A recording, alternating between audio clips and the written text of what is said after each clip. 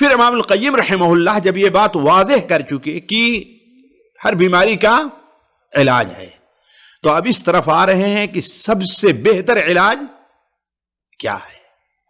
چنانچہ اللہ سبحانہ و تعالیٰ قرآن حکیم سے متعلق ارشاد فرماتا ہے کہ قرآن شفا ہے، قرآن شفا ہے۔ چنانچہ ارشاد فرماتا ہے وَلَوْ جَعَلْنَاهُ قُرْآنًا أَعْجَمِيًّا لَقَالُوا لَوْلَا فُصِّلَتْ آيَاتُهُ أَعْجَمِيٌّ وَعَرَبِيٌّ قُلْ هُوَ لِلَّذِينَ آمَنُوا هُدًى وَشِفَاءً۔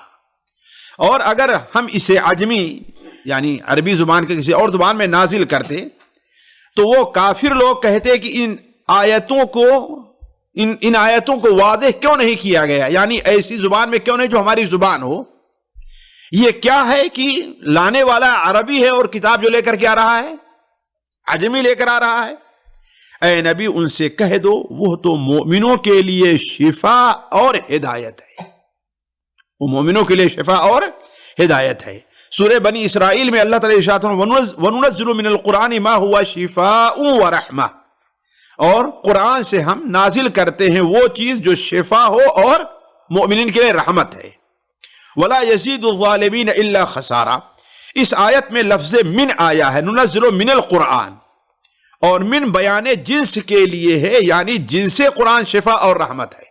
وَنُنَزِّلُ مِنَ الْقُرْآنِ، ہم قرآن سے نازل کرتے ہیں جو شفا، یعنی قرآن کے بعد شفا نہیں ہے، بلکہ جو کچھ بھی ہم قرآن نازل کر رہے ہیں وہ کیا چیز ہے، وہ شفا ہے۔ یہ ایک عربی کا اصطلاح ہے کہ من جو ہے تبعیدیہ ہے، من بیانیہ ہے، جو عام طور پر آپ لوگوں سے نہیں، اس لیے میں اس کو اختصار کے ساتھ آگے بڑھنا چاہتا ہوں۔ تو یقیناً قرآن ہر حالت میں ہر شک و شبہ، ہر ریب و تردد سے قلوب کو شفا دیتا ہے۔ یقیناً اللہ تعالیٰ نے ازالہ امراض کے لیے قرآن حکیم سے زیادہ عام نفع بخش اور عظیم ترین اور زیادہ بہتر کوئی دوا نازل نہیں کی ہے، یعنی قرآن سے بہتر کوئی اور دوا نہیں ہے۔ پھر اس کے اب مثالیں امام القیم رحمہ اللہ دیتے ہیں، اور صحیح بخاری کی اور مسلم کی ایک حدیث نقل کی ہے جو حضرت ابو سعید خدری رضی اللہ تعالیٰ عنہ سے مروی ہے۔ میں وہ حدیث پوری آپ کے سامنے نہ پڑھ کر کے، اس لیے کہ وقت کا بھی لحاظ ہے، میں اس کا خلاصہ بیان کرتا ہوں۔ حضرت ابو سعید خدری رضی اللہ عنہ بیان کرتے ہیں کہ ہم لوگ کہیں سفر میں تھے، آپ صلی اللہ علیہ وسلم نے بھیجا تھا، واپس آ رہے تھے تو ہمارا گزر ایک قبیلے کے پاس سے ہوا۔ ہم لوگوں نے ان سے ٹھہرنے کی اجازت چاہی اور کچھ کھانے پینے کے لیے چیز، ظاہر بات آج کی طریقے سے نہ لوگوں کے پاس اتنا پیسے ہوتے تھے نہ اتنا لے کر کے لوگ چلتے تھے، تو ان لوگوں نے ہماری مہمان نوازی کو قبول نہیں کی اور کہا کہ نہیں تم لوگوں نے ہمارے ہاں جگہ نہیں ہے، جاؤ کہیں اور جاؤ۔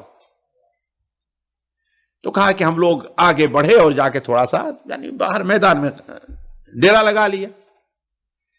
اسی درمیان میں یہ ہوا کہ اس قبیلے کا جو سردار تھا اسے بچھو نے ڈس لیا۔ اس کتاب کے ترجمے میں جو غلط لکھا ہے کہ وہ سانپ نے ڈس لیا ہے نا، وہ بات صحیح ہے۔ اولا تو لودیغا ہے، لودیغا معنی عام طور پر جو ہے وہ بچھو کے لیے ہے۔ دوسری چیز یہ ہے کہ بعض حدیثوں میں جیسے سنن ترمذی وغیرہ میں عقرب کا خصوصی ذکر ہے، عقرب کا خصوصی ذکر ہے، اسی لیے میں ہمیشہ کہتا ہوں صرف ترجمے کے اوپر اعتماد صحیح نہیں ہوتا ہے۔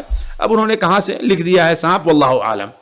تو جو قبیلے کا سردار تھا اسے بچھو نے ڈنک مار دیا، جس کی وجہ سے بڑا پریشان ہوا۔ ہر قسم کا جو علاج دیہات میں ہوتا ہے کیا، لیکن کوئی فائدہ نہیں۔ اب ظاہر بات بڑے لوگ ہر جگہ پوجے جاتے ہیں، آپ لوگ جانتے ہیں، ہے کہ نہیں ہے؟ بیچارہ انسان غریب رہے، وہ مرتا رہے، بیماری کوئی نہیں پوچھتا، اور بڑے کا کتا بھی ہے وہ بھی اگر بیمار ہو جائے تو لوگ اس کے پیچھے دوڑنا شروع کر دیتے ہیں۔ تو وہ قبیلے کا سردار تھا، لہذا سارے کے سارے لوگ دوڑے۔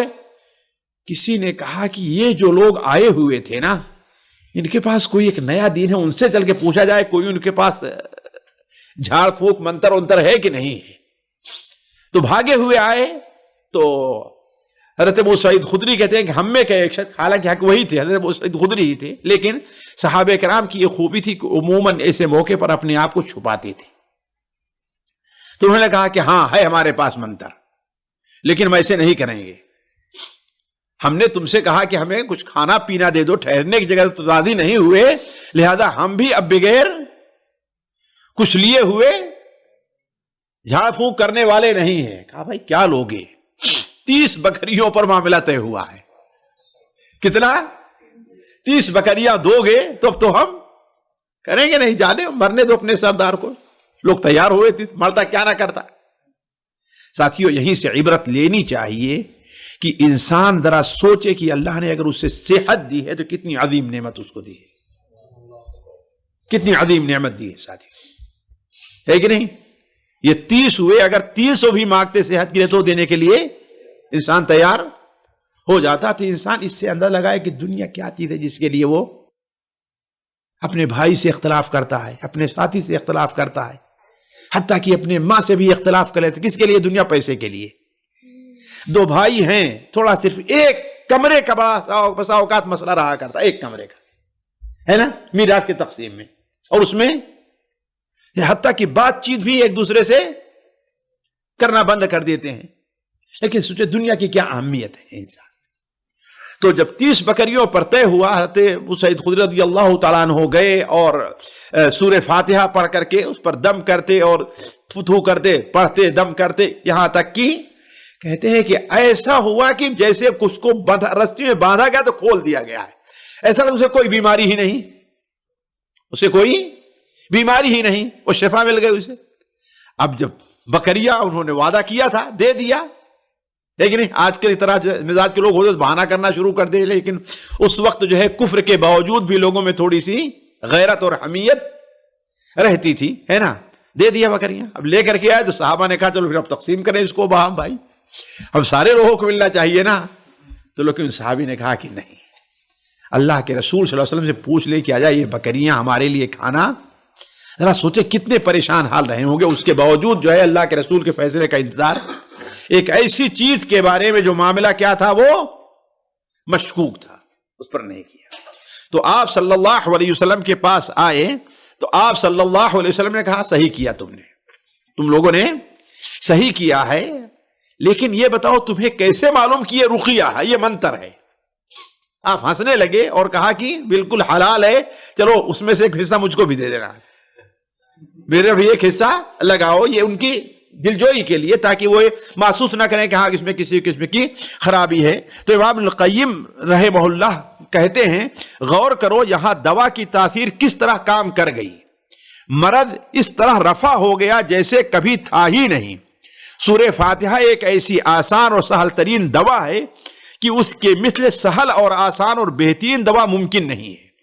اگر کوئی اللہ کا بندہ اچھے طریقے سے سورہ فاتحہ، ہاں یہ چیز قابل توجہ ہے، اگر کوئی بندہ اچھے طریقے سے سورہ فاتحہ کے ذریعے علاج معالجہ کرے تو شفائے امراض کے لیے سورہ فاتحہ کے اندر عجیب و غریب تاثیر پائے گا.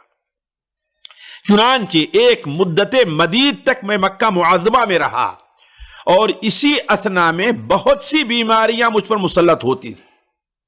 مجھے یہاں نہ کوئی طبیب میسر آیا نہ دوا، میں صرف سورہ فاتحہ سے اپنا علاج کرتا رہا اور اس کے اندر میں نے عجیب و غریب تاثیر دیکھی. صرف کس سے علاج کرتا رہا؟ سورہ فاتحہ سے. اور یہی نہیں، میں نے وہیں مکے میں اکثر مریضوں کو سورہ فاتحہ سے علاج کرنے کی ترغیب دیتا تھا اور اکثر لوگ اس سے صحت یاب ہو جاتے تھے، اکثر لوگ صحت یاب ہو جاتے تھے.